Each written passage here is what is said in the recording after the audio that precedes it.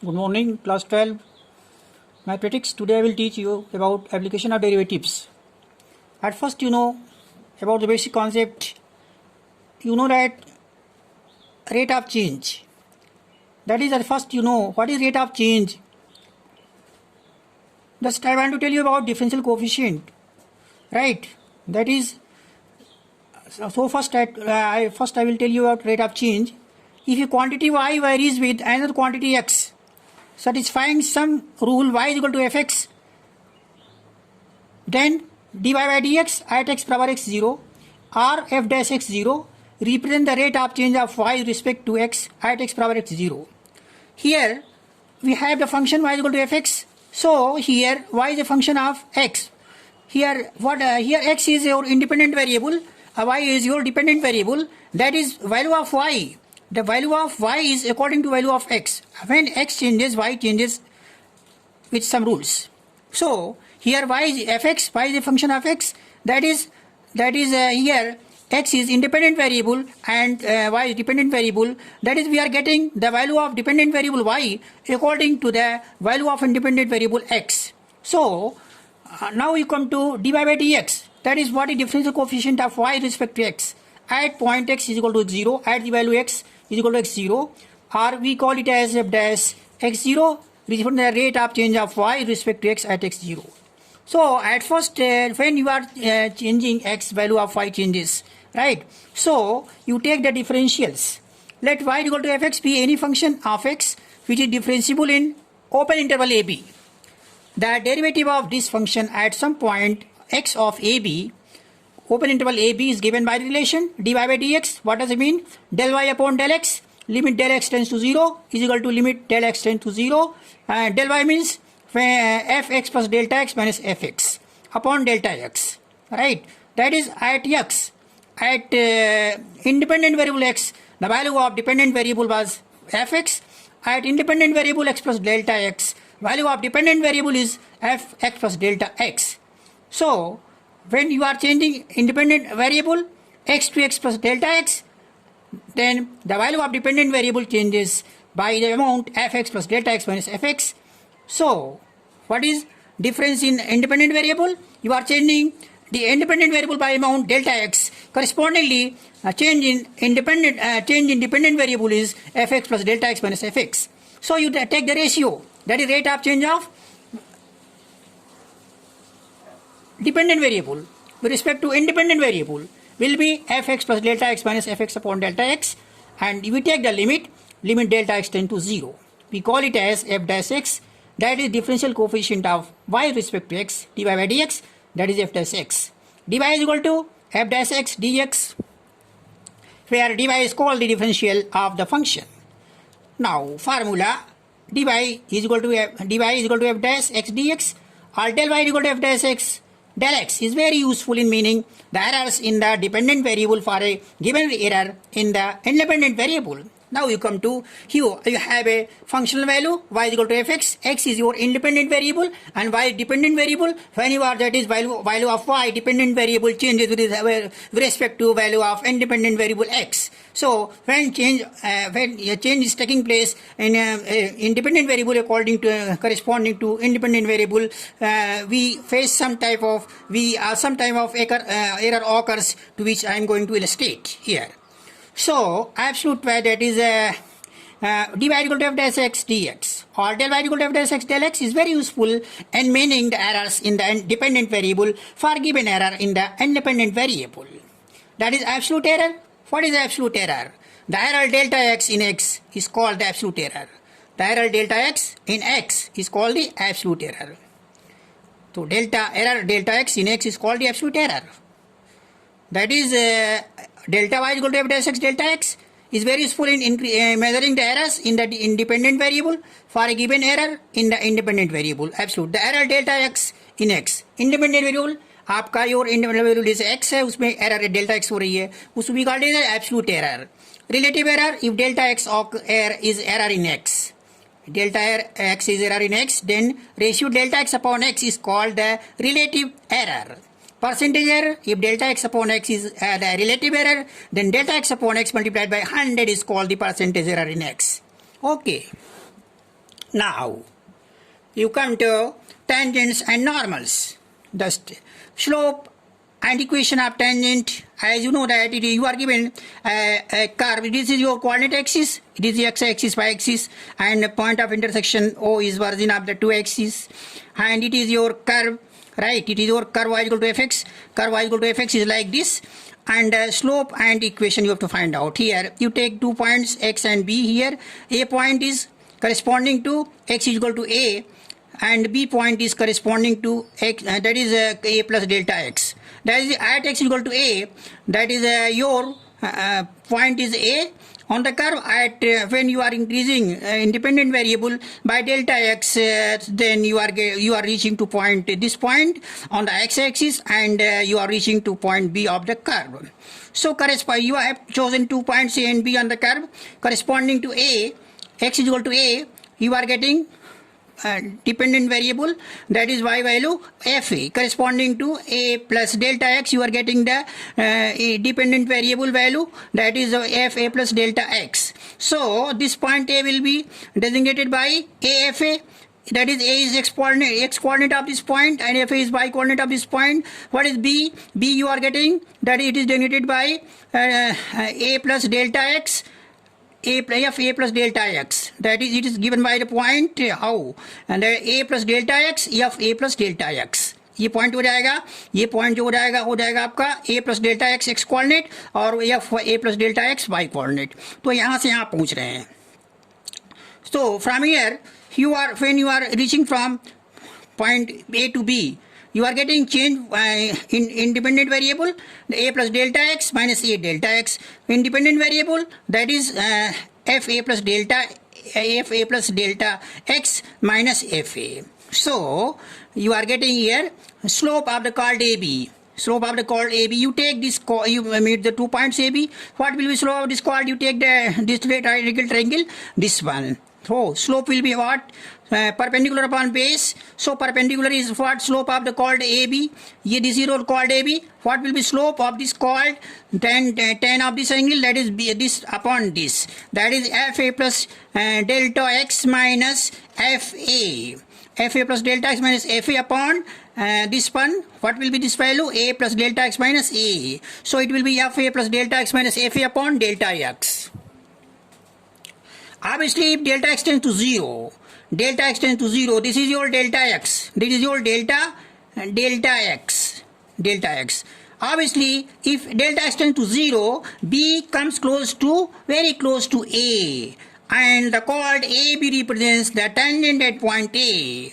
That is when b is tending towards the A, reaches to point A, then what you can becomes chord BA becomes tangent at A, that is BA. When this reaches to point A, the chord BA becomes tangent at point A. So slope of the tangent at A, slope of the tangent at x is equal to A, f x equal to A will be, what is a point? This point A fa. Slope at this point will be limit f a plus delta x minus fa upon delta x, limit delta x tend to 0. We call it as, this is your f dash x at point AFA, or dy by dx at point FA. So what are you getting? That is slope of chord AB is differential coefficient of y with respect to x at point A, which is represented by AFA, right?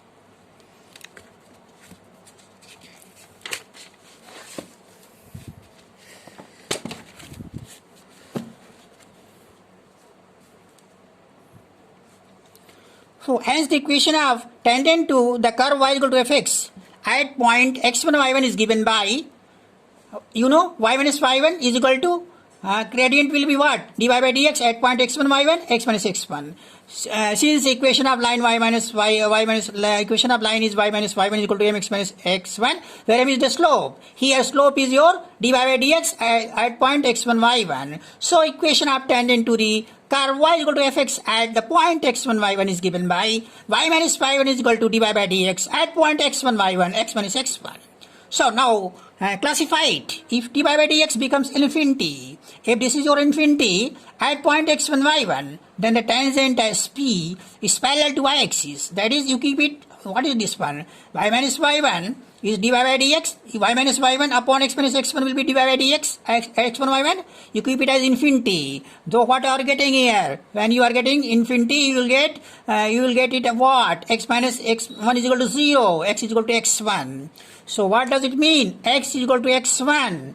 That is this line is parallel to y-axis. That is, if y dy by dx is infinity, then the tangent at p is parallel to y-axis, and its equation is given by x minus x1, right? So second case you come to, if dy by dx is 0, dy by dx is 0, what happens? Then you are getting dy by dx is 0, then you are getting y minus y1 is equal to 0, y is equal to y1. So that is what does it mean? Tangent at p is parallel to the x-axis, and the equation is y is equal to y1. Third case, you come, now in this case, obviously normal to the curve y is equal to fx at p x1 y1 is perpendicular to tangent at p x equal to y1. That is, you take the curve, here it is your tangent at point p, right? And normal will be at right angle to the tangent at point p. So, what will be slope of normal? Slope of normal will be minus 1 upon slope of the tangent, because you know that if there are two lines having gradients m1 and 2 and they are perpendicular to each other, then m1 m2 will be minus 1. So slope of normal will be minus 1 upon slope of tangent, that is minus 1 upon dy by dx at x1 y1. So equation of normal to the curve y equal to fx at p x1 y1 is given by y minus y1 is equal to minus 1 upon dy by dx at x1 y1 multiplied by x minus x1. So if dy by dx at the point x1 y1 is 0, dy by dx at the point p x1 y1 is 0, then the equation of the normal is x is equal to x1. dy by dx at a point p x1 y1 is 0, then the equation of normal will be x is equal to x1. Secondly, ये 0 हो गया, तो minus x1 will be this into 0, 0 हो जाएगा. Second, if dy by dx at point p x1 y1 does not exist, then the equation of normal is y is equal to y1. अगर exist नहीं करता है तो ये आपका y is equal to y1 हो जाएगा. And third, again, the angle theta between two curves, y is equal to fnx and y is equal to f2x at the point p x1 y1 is given by tan theta is equal to m1 minus m2 upon 1 plus m1 m2 mod of this. Okay, where x1 y1 is the point of intersection and m1 m2 are the slopes of their tangents at the points. Note there, the gradient of a curve at any point. The gradient of a curve at a point is defined. The gradient of a curve at a point is defined as the slope of the tangent to the curve at that point. You know, remember it. Gradient of a curve at a point is defined as the slope of the tangent to the curve at that point. Slope of the tangent to the curve at that point will be defined as the gradient of the curve at that point. That is, slope of tangent to the curve at a point will be defined as the gradient of a curve at that point. What happened? The gradient of a curve at a point is defined as the slope of tangent to the curve at that point. Now again you come to nature of function. Just I told you yesterday lecture, nature of function. To know the behavior of a function in an interval, we study the properties of increasing or decreasing functions, maxima or minima of the functions. Monotonic functions, a function is said to be monotonic in an interval if it is either increasing or decreasing in that interval. So I told you about increasing, decreasing functions. Increasing function, a function f(x) is said to be increasing function in interval, open interval ab if x1 less than x2 implies that fx1 is less than or equal to fx2. For all x1, x2 belonging to open interval ab. Again,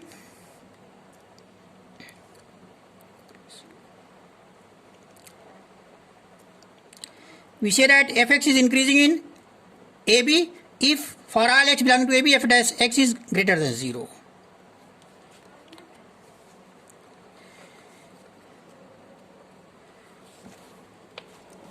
So obviously the angle theta obviously the angle theta made by the tangent with positive direction of x axis in interval AB is acute. Just it is your figure, it is your curve, and at this point you see that it is your tangent, the theta, this will be acute angle, it is tan theta will be positive.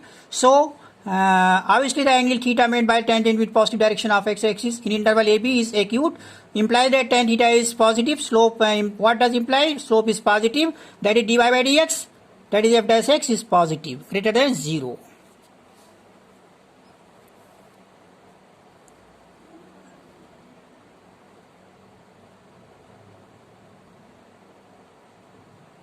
Decreasing function, a function fx is said to be decreasing in the interval AB if x1 less than x2 implies that fx1 is greater than or equal to fx2.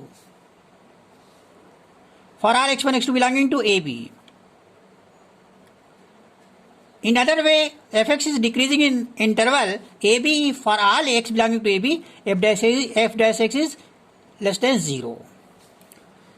Obviously, the angle theta made by the tangent with positive direction of x axis in interval AB is, because tan theta is negative, here you take the curve like this. What is happening here? That is, as you go on increasing x value, fx is decreasing, and your this is your tangent at this point, and it is making angles theta with a positive direction of x axis, and it is obtuse angle, so tan theta will be negative. So in this case, tan theta is negative, that is dy by dx, which is your f dash x, will be negative. Dy by dx, which is your f dash x, will be negative, less than 0. So a function fx is said to be strictly increasing if x1 less than x2 implies that fx1 is less than fx2 for all x1, x2 belonging to AB, and strictly decreasing if x1, x2 less than x1 is less than x2 implies that fx1 is greater than fx2 for all x1, x2 belonging to AB. Strictly रहेगा. अगर strictly हटा देंगे तो ये less than और equal to हो जाएगा. Strictly हटा देंगे, strictly that is increasing function fx is to be increasing if x1 less than x2 imply that fx1 is less than or equal to fx2, and यहाँ पे हटा देंगे strictly तो यहाँ पे हो जाएगा fx1 is greater than equal to fx2. It is about your functions. Okay, I stop it here, go through it. One thing more, you may take one problem also on this concept. You see it just now, that is find intervals. Find the intervals in which the function fx is equal to x cube minus 12x square plus 36x plus 17 is increasing and decreasing. So what will you do? You are given the function fx x cube minus 12x square plus 36x plus 17. You differentiate fx dash is 3x square minus 12 into 2x, that is 24x हो जाएगा, plus 36x का 1 आ जाएगा, ये plus ये 0 हो जाएगा, 17 का ये आ जाएगा, मिला जुला के 3x minus 6 x minus 2. So for fx to be increasing, we must have in f dash x should be greater than 0. That is 3x minus 6 x minus 2 should be greater than 0. So what happens? X less than 2 or x greater than 6. So x belongs to minus open interval minus infinity to union open interval 6 infinity. So fx is increasing on open interval minus infinity to union open interval 6 infinity. For fx to be decreasing, we must have fx dash x less than 0. So 3x minus 2x minus 6 should be less than 0. That is 2 less than x is less than x, 6. So fx is decreasing on 0 and 2. That's all. Okay, I stop it here. Go through it properly and be convinced with the subject matter. If you are going through it 2-3 times, you will get solution positively, and you try your best to solve problems based on this topic. Okay, I stop it today. That's all. Thank you. Have a nice day. Okay, see you tomorrow. Okay, thanks.